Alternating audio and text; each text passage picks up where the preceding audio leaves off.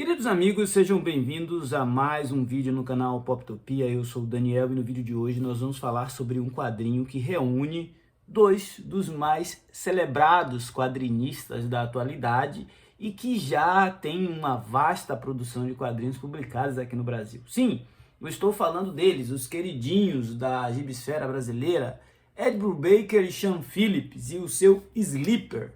Quando esse quadrinho foi anunciado, chegaram a falar que a Panini estava embarcando no hype de outras editoras que andam publicando aí, por exemplo, a editora Mino, o material de Ed Brubaker e Sean Phillips, inclusive com exclusividade para muitas dessas obras autorais.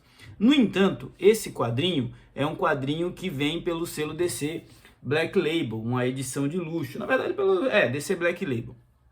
Acontece que em 2003, quando o Jim Lee vendeu o seu Wildstorm para DC e assumiu o cargo de editor, ele convidou Ed Brubaker e Sean Phillips para fazer uma história mais adulta com os personagens dele.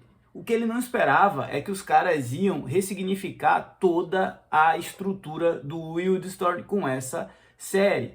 Aqui a gente tem uma edição em 480 páginas, com capa dura, e o preço de capa beira os R$180, pelo menos é o preço cheio. Mas dá para dar uma olhada em algumas promoções, eu vou deixar o link da Amazon aqui na descrição. Bom, se Sean Phillips e Ed Brubaker dispensam apresentações com seus personagens originais, imagine quando eles ainda não eram famosões e resolveram fazer um baita trabalho com um personagem de segunda linha.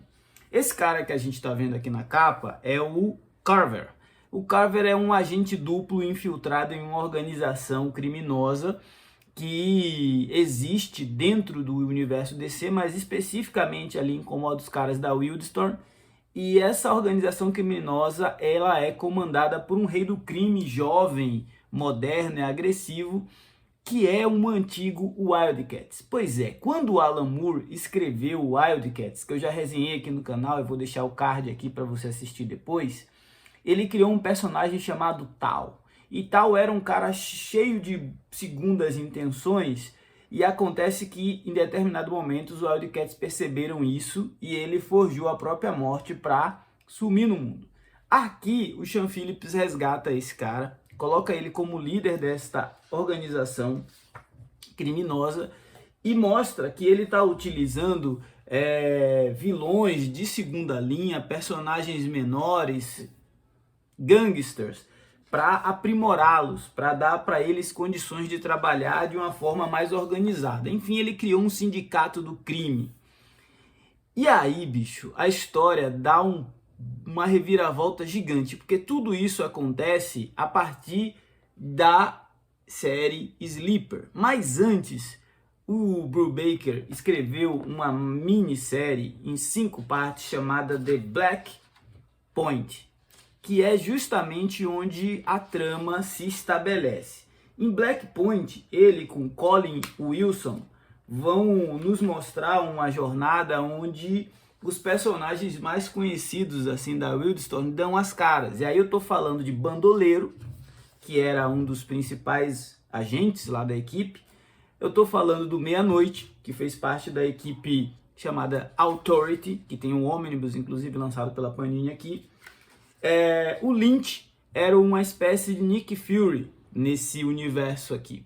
E acontece que o Lynch ele era o diretor da CIA depois dele ter abandonado a equipe que ele criou lá nos anos 90, a equipe que o Jim Lee criou nos anos 90, que era um Gen 13.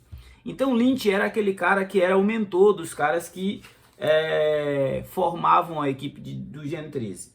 E ele chamou o Bandoleiro para uma missão. Essa missão era encontrar esse cara, que é o Tal, e tudo isso é estabelecido nessa minissérie que a Panini encadernou junto aqui. E é estabelecido também que algo de muito grave vai acontecer com o Lynch, e ele é o único contato que o Carver tem, é o único cara que sabe que o Carver é um agente do governo dentro da organização do Tal. É complicado? É, mas eu posso te garantir, é uma baita história no ar. É um baita quadrinho adulto que vai deixar você se você tá com saudade de 100 balas, se você tá com saudade de, sei lá, Sin City, se você tá com saudade dessas histórias que o Ed Brubaker consegue ir amarrando, configurando e desenvolvendo, você vai gostar de Sleeper. E o mais bacana é que eu acho que essa série vai se concluir em apenas 2 encadernados, porque lá fora tem um ônibus e a Panini já lançou mais da metade do material nessa edição aqui. Personagens desenvolvidos pelo Ed Brubaker, a gente sabe que são muito bem desenvolvidos. E tanto quando a gente termina aqui, o Bandoleiro, que é um personagem assim bem questionável, às vezes ele parece o Gambit, às vezes ele parece, sei lá, qualquer um mercenário desses, uma versão do Justiceiro com alguns poderes aprimorados e tal. Enfim, ele é muito bem retratado nessa minissérie. O Lynch realmente lembra um Nick Fury, só que sem os escrúpulos do Nick Fury. Aquele Nick Fury que a gente conhecia lá da Marvel clássica, não o Nick Fury do MCU. E aí, quando esse Carver entra na história, a gente vai conhecer o outro lado da história, que é penetrar na organização do Tal e ver como o Tal tem as suas inserções no submundo, como ele é perigoso, mas ao mesmo tempo a gente vai conhecer o Carver. O Carver ele foi para uma missão em uma floresta para resgatar um artefato que caiu da Sangria. A Sangria é um espaço entre as dimensões onde o Authority utilizava para guardar a sua nave e circular e se teletransportar pelo planeta. Então, você sim vai encontrar personagens de Authority, de Gen 13, de Wildcats, de Team 7, várias equipes dessa época da Image, alguns coadjuvantes vão dar as caras aqui.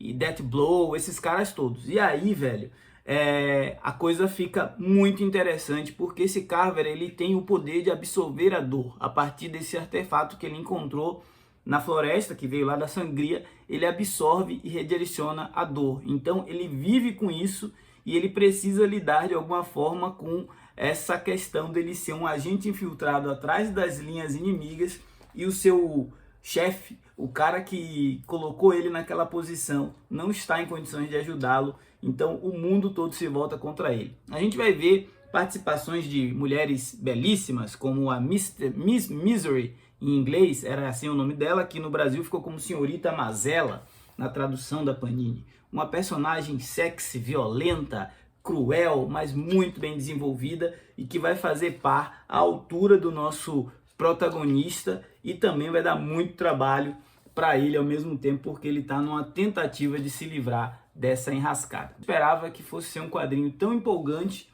já fico na expectativa de em breve ter condições de ler a conclusão dessa série aqui no Brasil. Esse foi o Poptopia de hoje. Falei com você de um quadrinho que ninguém mais te disse que é bacana, apesar de que já tinha muita gente pedindo por ele, então chegou a sua hora. Se não for inscrito, já sabe, se inscreva. Forte abraço, até a próxima.